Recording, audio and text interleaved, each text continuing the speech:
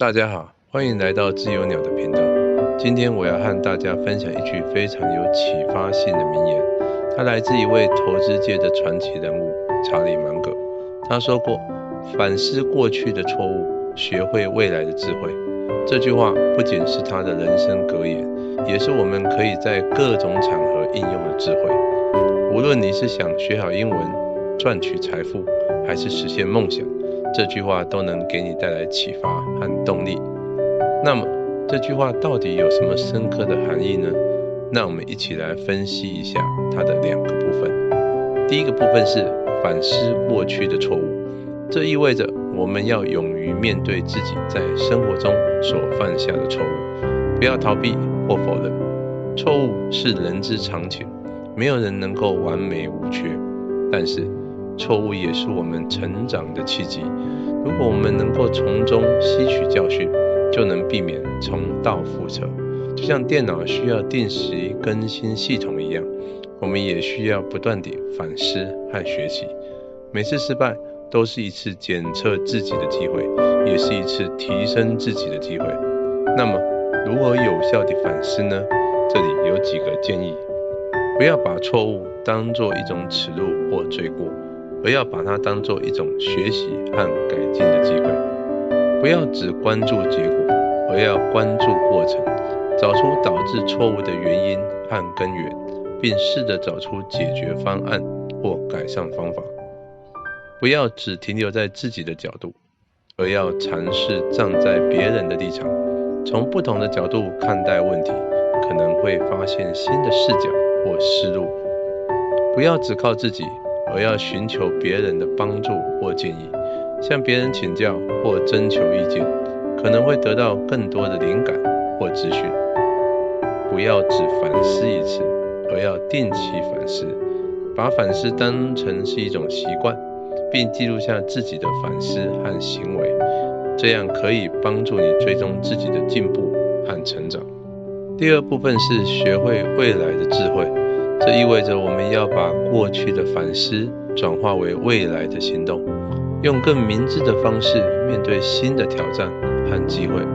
这就是说，我们要把过去的错误当作一种资源，一种帮助我们不断进步的工具。这种智慧可以运用在任何领域，无论是学习英文、投资财富，还是追求梦想。只要我们有了反思和学习的心态，就能在任何情况下取得成功。那么如何有效地成长呢？这里有几个建议。不要把成长当作一种负担或压力，而要把它当作是一种乐趣或动力，享受学习和改进的过程，并为自己的进步感到自豪。不要把成长当作一种目的，而要把它当作一种过程。设定一个清晰的目标，但不要只关注结果，而要关注每一步的行动和反馈。不要把成长当作一种竞争，而要把它当作一种合作，与别人分享自己的经验和知识，并从别人那里学习和借鉴，互相支持和鼓励，共同进步。不要把成长当作一种固定，而要把它当作一种变化。随着时间和环境的变化，我们也需要不断地调整自己的策略和方法，保持开放和灵活的心态来适应新的情况和挑战。不要把成长当作一种终点，而要把它当作一种起点。成长是一个永无止境的过程，我们永远都有更多的东西可以学习和改进。不要自满或停滞，而要持续探索和创新。总之，查理芒格的这句名言提醒了我们，在人生旅途中，反思过去的错误是非常有价值的，它们是通向未来智慧的门钥。无论我们处于什么阶段，都要珍惜每次错误带给我们的教训，因为它们都在指引我们如何更好地前进。如果你也有过反思过去错误的经验，欢迎在评论区和我们分享。那我们一起讨论这个重要的主题。接下来我还会为你分享一些关于反思和成长的真实故事，让你看看这句话是如何在不同的领域发挥作用的。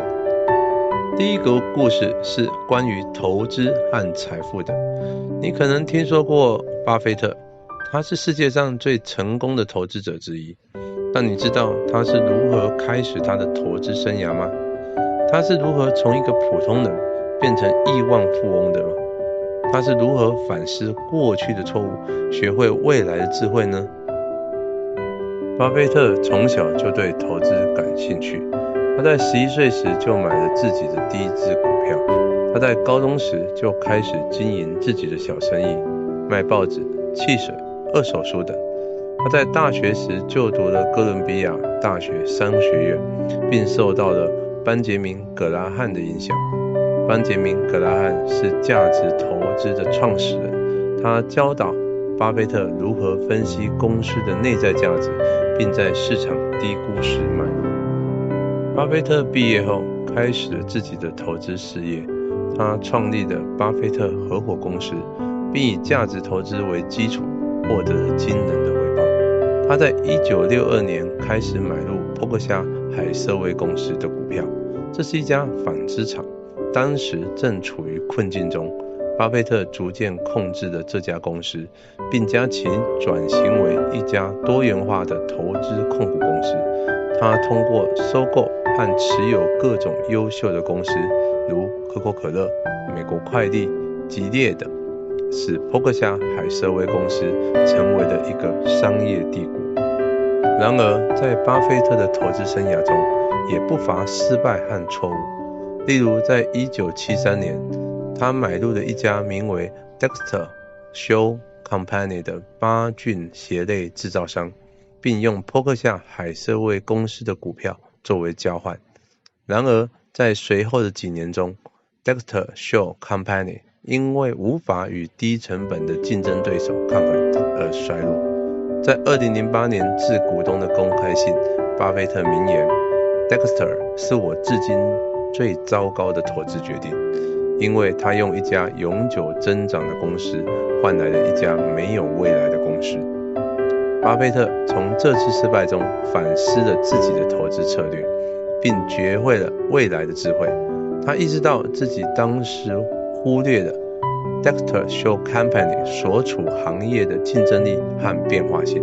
他也意识到自己应该更加谨慎地利用波克夏海瑟薇公司的股票作为货币。他从此更加注重对公司和行业的分析，并更加重视长期持有优秀公司的策略。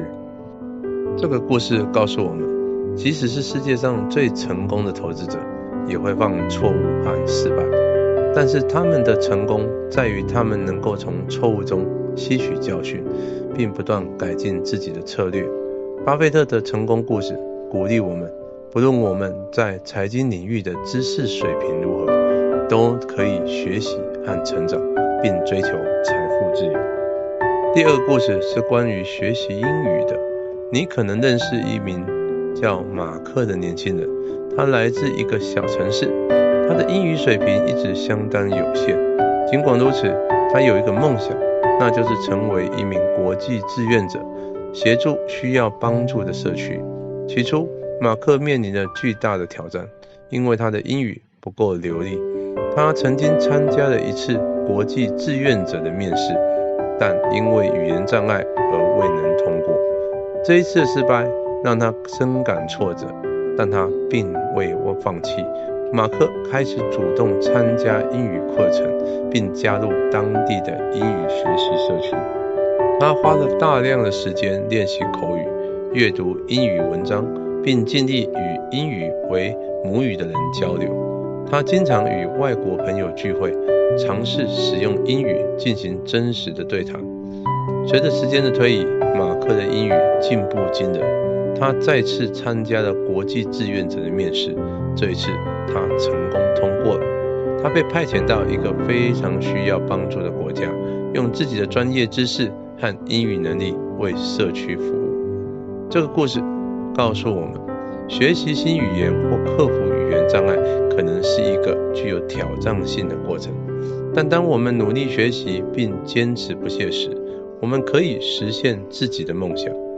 马克反思了自己的英语问题，通过不懈的努力学习，掌握了未来的智慧，并成为一名成功的国际志愿者。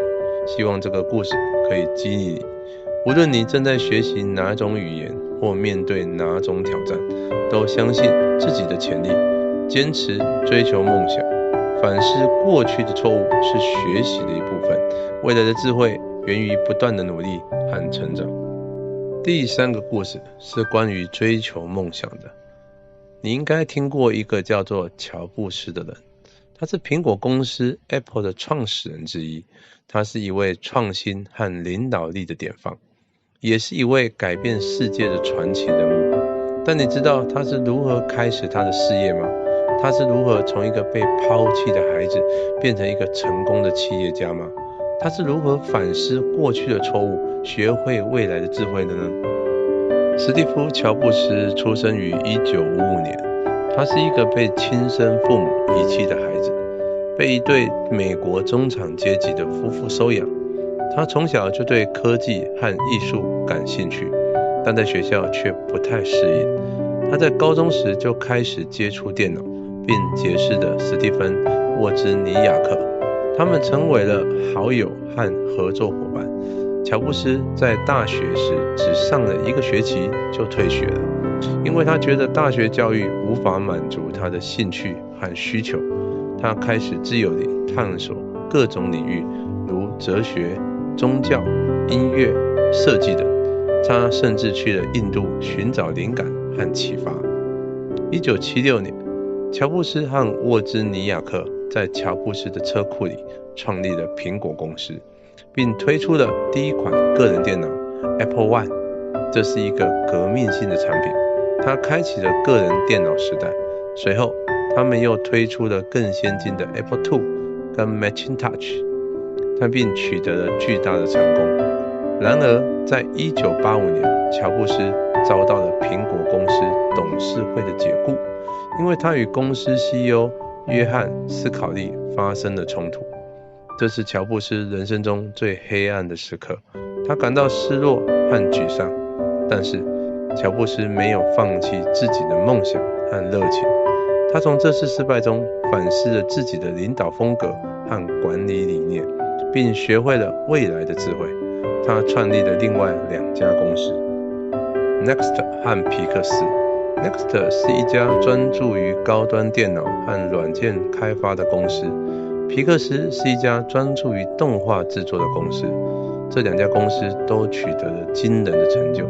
Next 开发了先进的操作系统和网络技术，皮克斯制作了多部经典的动画电影，如《玩具总动员》、《怪兽公司》等。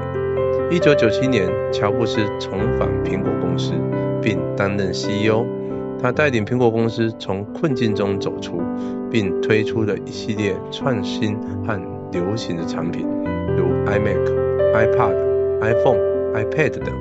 他将苹果公司打造成了一个全球最具价值和最受尊敬的品牌，也改变了科技、娱乐、通讯等多种行业。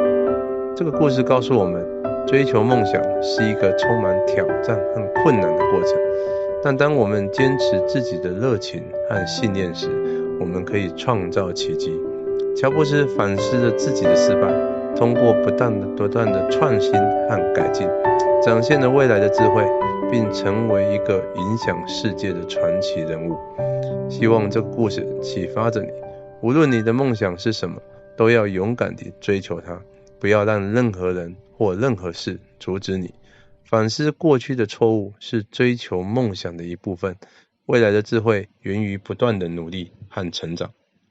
在这个视频中，我们和你分享了一句非常有启发性的名言，以及一些关于反思和成长的真实故事。我们希望这些内容能够帮助你在自己的生活中应用这些理念，并实现你的目标和梦想。如果你想看更多关于反思和成长的视频，请订阅和按赞。你会看到更多其他的相关视频，以及更多实用的建议和技巧。你也可以按下小铃铛，这样你就不会错过我们的最新更新。当然，也欢迎你分享自己的反思和成长故事，让我们一起互相学习和鼓励。谢谢你的收看，祝你有个美好的一天。